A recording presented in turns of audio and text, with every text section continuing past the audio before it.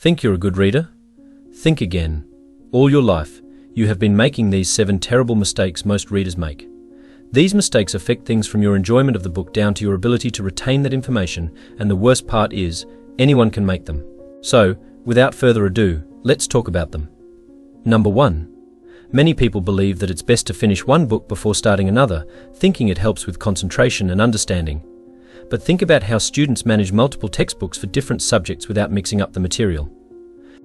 It's the same with books. We interact with many different people in our lives and keep track of what's happening with each one of them. Similarly, you can read multiple books without getting confused. Your mood changes throughout the day, so why not let your reading reflect that? If you're feeling upbeat, you might not want to dive into a tragic drama. Instead, pick up something light and entertaining. When you're ready for the drama, you can switch back. The key, of course, is not to force yourself to stick to one book if you're not feeling it. It shouldn't feel like a chore. It should be enjoyable, and allowing yourself the freedom to switch between books can definitely help you improve the experience. It's either that, or they're too afraid of speed reading. Every book has sections that might seem dull or uninteresting. If you're under the impression that you have to read every single word, you might find yourself somewhat bored and tempted to abandon the book altogether. That is something that can definitely impact your pace, and even in the worst case, make you give up on the book. Instead, think of speed reading as a handy tool to quickly get through those less engaging parts. This way, you can keep your momentum and stay excited about reading. So the next time you hit a boring section, just speed read through it without feeling guilty. This strategy can keep you engaged and help you finish more books. Number 2.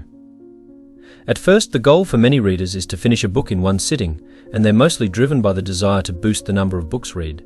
It was more about having a high count to boast about rather than truly absorbing the content. This is a common mistake among readers. Over time, it becomes clear that the number of books read isn't what matters most. It's perfectly fine to focus on a few books, reading and rereading them until fully satisfied. It's not about having a bookshelf that impresses others with its volume. It's about the depth of understanding and the impact the books have on the reader. Reading should be about how much a book resonates and stays with you, not just about the count. Quality trumps quantity every time. The best approach is to choose books that genuinely interest you. If you're into Marvel movies, pick up books in that genre. If you enjoy science fiction, dive into that. By aligning your reading with your interests, you build a habit of engaging deeply with books. This way, you'll retain way more from each book and find the overall experience more rewarding and satisfying. Number 3.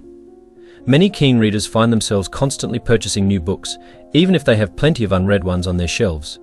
It's a typical addiction among bookworms, and if you've been reading for a while, you're definitely guilty of it too. Despite having a stack of unread books, the excitement of getting a new book never really goes away. However, it is pretty important to rein in this addiction. For example, reducing the quantity of books purchased each month can be a somewhat effective method. If someone is used to buying 10 books per month, they should consider reducing that number to 5 or even 3. It's also just good to be more picky in your purchases. Instead of buying a book based solely on its attractive cover or a suggestion from a friend, conduct some research beforehand. Popular novels typically receive a lot of attention on social media, which might be appealing, but it's important to determine whether the book is something you will genuinely like. A decent method of figuring that out is to read a few sample pages on Amazon or look at reviews on websites like Goodreads. This can help determine whether the book will be enjoyable and worth the investment. Number 4. Many people question whether it's okay to stop reading a book midway through, and I hate to break it to many of you, but the answer is a loud yes. It's quite okay to put down a book if it doesn't appeal to you, if you can't relate to the author's work, or if you just plain find it objectionable. Nobody's going to send you to jail.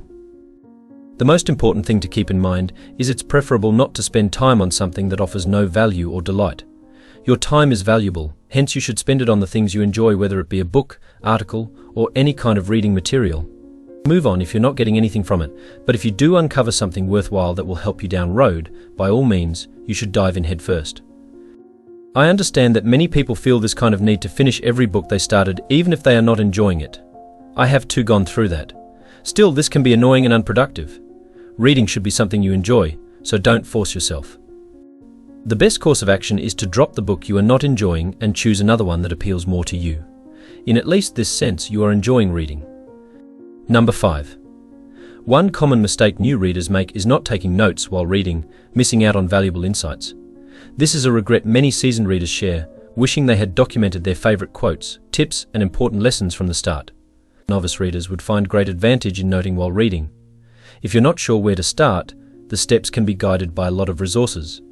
Although there isn't a perfect note-taking system, the secret is to start a practice of noting thoughts and observations as you read. Just begin noting even though you're not sure what the optimal approach is. As the best ideas usually emerge naturally, capture your ideas and insights in the hereupon right away. Though the style is not really important, what matters is that you keep track of what you've learned. Review your notes often once you have them and consider how you might use these ideas in your daily life. These notes will be quite helpful for you in personal development, employment, health, relationships, or financial success.